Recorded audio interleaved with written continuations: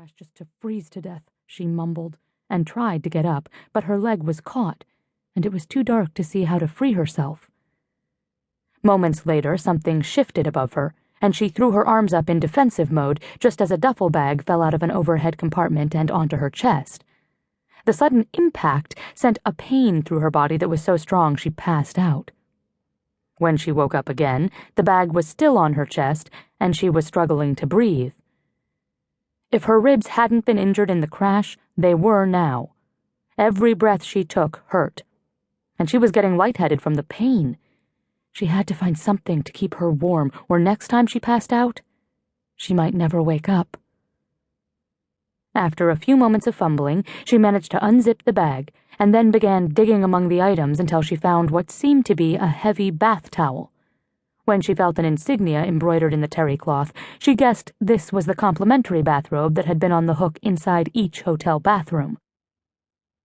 This must be Dan's bag. He was notorious for taking things from hotels, and then wondering why his credit card bill was higher than everyone else's.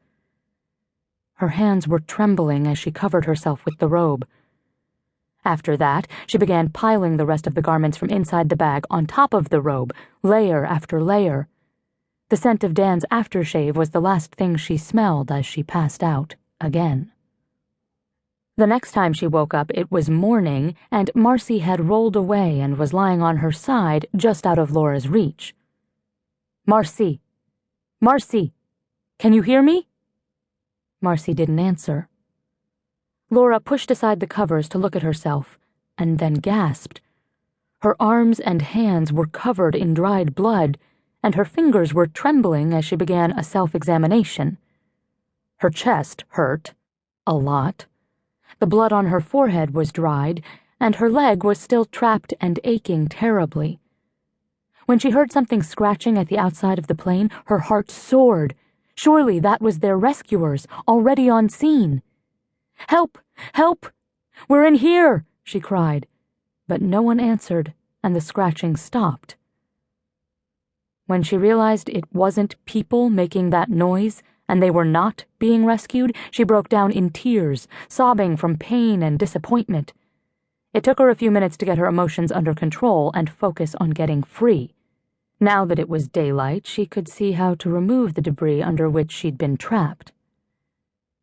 She sat up slowly, moaning as pain rolled through her midsection, then, one at a time, began moving things aside until she was finally free. Her leg was throbbing with every heartbeat. She reached down to pull up her pant leg and check it out, then nearly passed out from the pain and stopped. Okay, bending over was a bad idea. But at least when she stood up, her aching leg held her weight.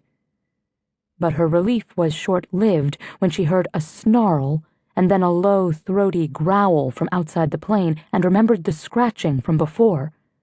At that point, she panicked again. The thought of falling victim to wild animals was horrifying.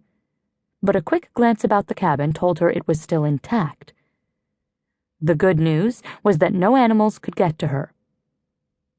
The bad news was that Marcy was apparently dead.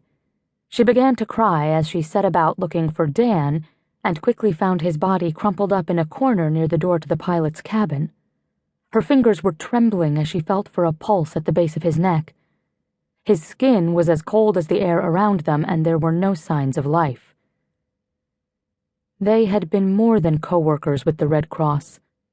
They were her friends, and they were dead. Then she remembered the pilot, Ken Price. He had to be alive. She couldn't do this by herself. The door leading into the cockpit was ajar. She stepped inside, then slapped a hand over her mouth to keep from screaming. Ken's eyes were wide open in a death stare that gave her the chills. All the rest of his facial features had been completely obliterated by the impact.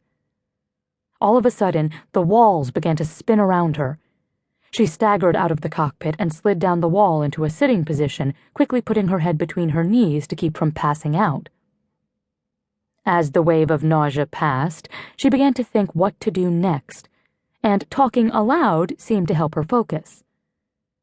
"I need my coat, and I need to radio for help." But that meant